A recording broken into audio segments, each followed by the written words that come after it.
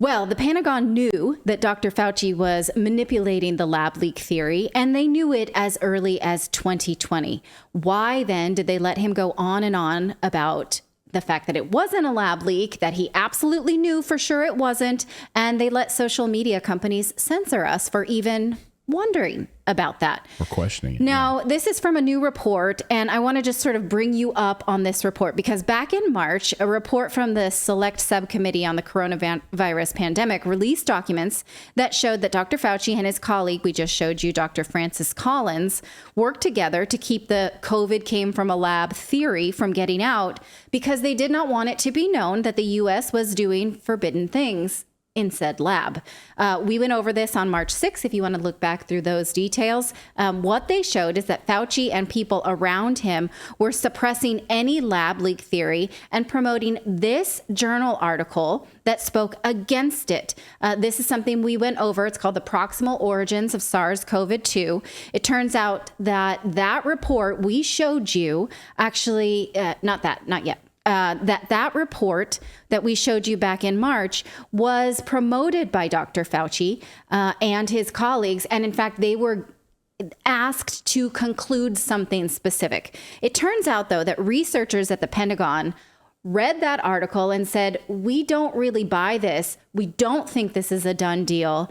And we think that we shouldn't just say COVID didn't come from a lab yet. There's not enough here to draw this conclusively. Here's the report. It comes from the Department of Defense scientists saying, we just don't buy that this Nature Journal article, and we don't think that we should go by it. They say here, we do not advance a particular COVID scenario or take issue with the conclusions, but we consider the evidence they present and find that it does not prove that the virus arose naturally. In fact, the features of SARS-CoV-2 noted by this journal are consistent with another scenario that SARS-CoV-2 was developed in a laboratory by methods that leading coronavirus researchers commonly use to investigate how the virus infects cells and cause disease. So what they're saying is this paper doesn't prove anything. It was written by Commander Jean-Pierre Christian, a Navy doctor working at the Defense Advanced Research Projects Agency, and Dr. Robert Cutlip, a research scientist at the Defense Intelligence Agency. It was leaked just this week from a COVID origin search group called Drastic. Now, I'm going to summarize this article because Clayton hates it when I pull academic articles and just show you a bunch of pieces of it. So I will learn from that. A summary. That's great. I'm going to give you a summary. So here's what they say. Three main points in this. They say that the Nature study says that the spike protein in COVID-19 couldn't have been made synthetically. The government says that's just an assumption. That's not based on any evidence at all. And they, in fact, present previous studies showing that this could have been made synthetically, something like it has been done before. They make the same argument about something called furin cleavage site. This is the sequence of amino acids. The Fauci-supported paper said humans probably couldn't have done this. The government scientists said, yes, they could have, and here's some evidence of them doing something exactly like that. They also refute the argument that you can't reverse engineer a virus like this. They also show it has been done. And they cite, like, look, we've been doing it here. We've been doing it here. We've been doing it here. Well, also, we had Sasha Latapova on the show. I interviewed her here on Redacted. And of course, she uncovered these documents that showed that she obtained that the Department of Defense, the Pentagon, was actively controlling the COVID-19 program from the very beginning. Everything we were told was political theater. They right down to the FDA vaccine approval process was all theater, that they were controlling the entire process. Now, maybe these scientists who were involved in this particular study didn't have access to the other arm of the building that was actively involved in the emergency use authorization process, the PrEP Act, shielding Big Pharma from liability. But then why do we have them if we're not going to listen to them? Why are they on government payroll? Why are they researching this if we can't have access to this? Like, hey, let's not call this a done deal because of one journal article a conclusion does not make. Here is the conclusion they came up with. They said the argument that Andreessen et al., that's the Nature Journal article, not that one, the next one. used to support a natural origin scenario for COVID are not based on scientific analysis, but on unwarranted assumptions. Skip to the bottom where I highlighted, it says the critique of this argument does not aim to show that COVID originated in a lab, much less to identify a specific laboratory source or to characterize the goal of research that could have generated the virus. We highlight the features of this of COVID noted by this article are consistent with long-standing and ongoing laboratory experiments. So what they're saying is, we've been doing this all along. Here is proof of that. So we have been engineering viruses like this. We have been making synthetic spike proteins like this. We have been doing this furin sequence. We have been all along. So couldn't have happened. Makes no sense. That's only hypothesis. We have 46 biolabs in Ukraine that are run partially by the Department of Defense, like where we've been doing gain of function research and doing all of this stuff. So of course this has been happening. Like now, the fact that this was natural from the beginning was laughable. Let me just remind you about this Nature study, which was used to shut down conversation about COVID could have come from a lab. This was the main study that the government used to shut down the lab leak theory and censor people who even uttered it. Worse, the Senate report showed that both Dr. Fauci and Dr. Collins had been given the chance to see drafts of this paper and changed it according to what they wanted. They also did this with their friend Dr. Jeremy Farrar, who is now conveniently chief scientist at the World Health Organization. World Economic Forum, right? World Health Organization. Sorry. This is him at the World Economic Forum. So he just hangs out at the WEF, but he's also a member of the WHO. Well, since the paper was published, he got this cushy new job position at the WHO. Now, here is some edits that this guy, Dr. Farrar, made to the Nature article that we're talking about here. He says, can we change this conclusion? He calls it a micromanage or a micro edit. Can I just micromanage by changing your whole conclusion? Instead of saying it's unlikely that COVID came from a lab, let's say it's improbable. Let me just, I haven't seen your data. I'm just reading through this draft. Haven't done the work myself, but I would like this conclusion as foregone. Unbelievable. I love how he puts sorry to micromanage, but just want to change this one little word. Thing. Can I change the whole conclusion? These were from the Senate documents that were released. And when will these guys be prosecuted? That's the real question I have. Go ahead, Philip. This is not how scientific papers work. No.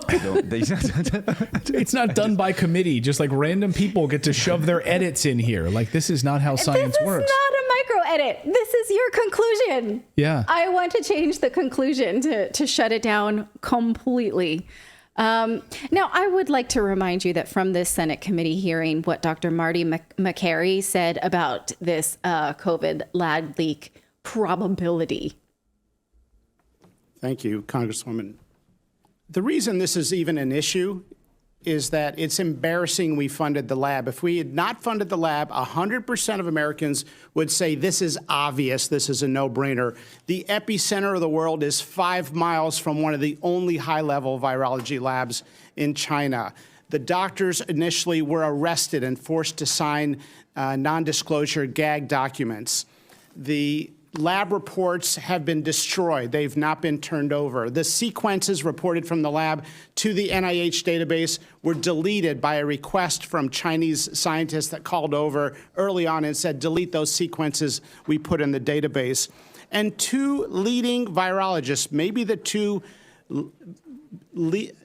top virologists in the United States, Dr. Michael Farzan from Scripps and Dr. Robert Gary from Tulane, told Dr. Fauci on his emergency call in January of 2020, when he was scrambling soon after learning that the NIH was funding the lab, they both said that it was likely from the lab.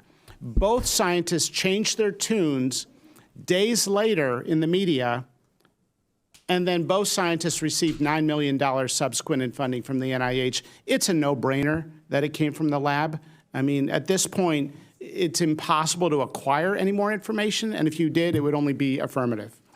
It's impossible to acquire more information. This evidence is like a literally pile. This pile of evidence here. We can't. If you want to just add some more evidence to the top of it, go right ahead.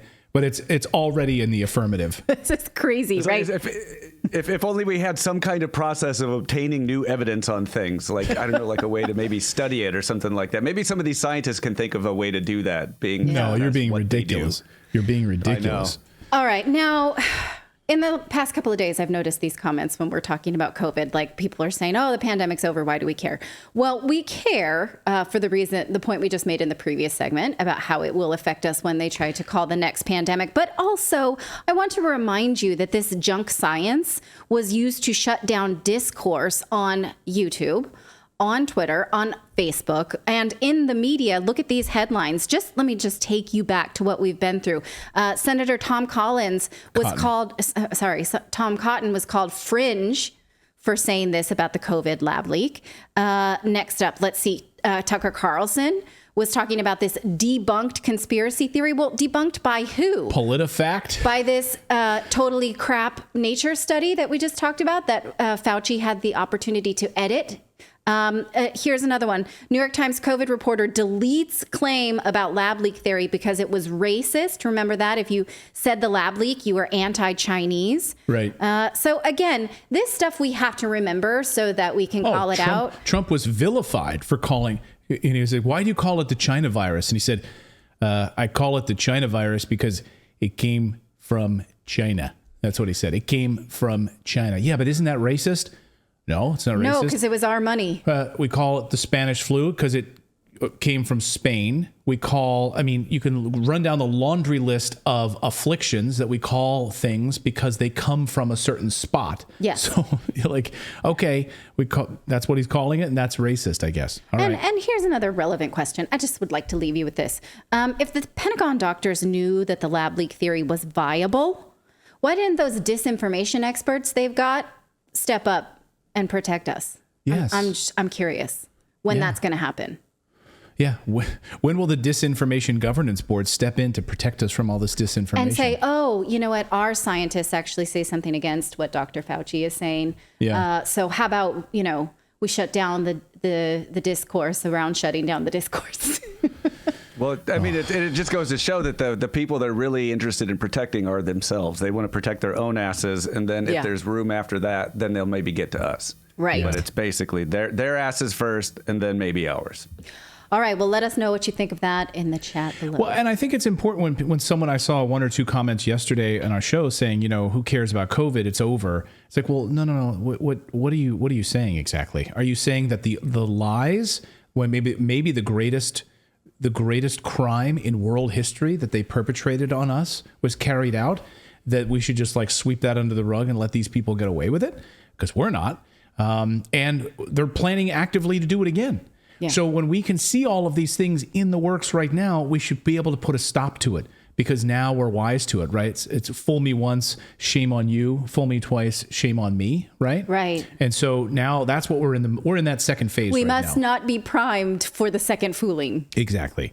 So don't get fooled again, as the Who would tell you. Thank you so much for watching this segment here at Redacted. We are live every day at 4 p.m. Eastern Time, trying to share the stories that the mainstream media will not cover. You should also come over and join our community of Redacted Rebels over at redacted.inc. That's our private locals community where we can share exclusive content that we simply cannot share here on YouTube. Come over and join the rebellion together right now by going to redacted.inc. We'll see you next time.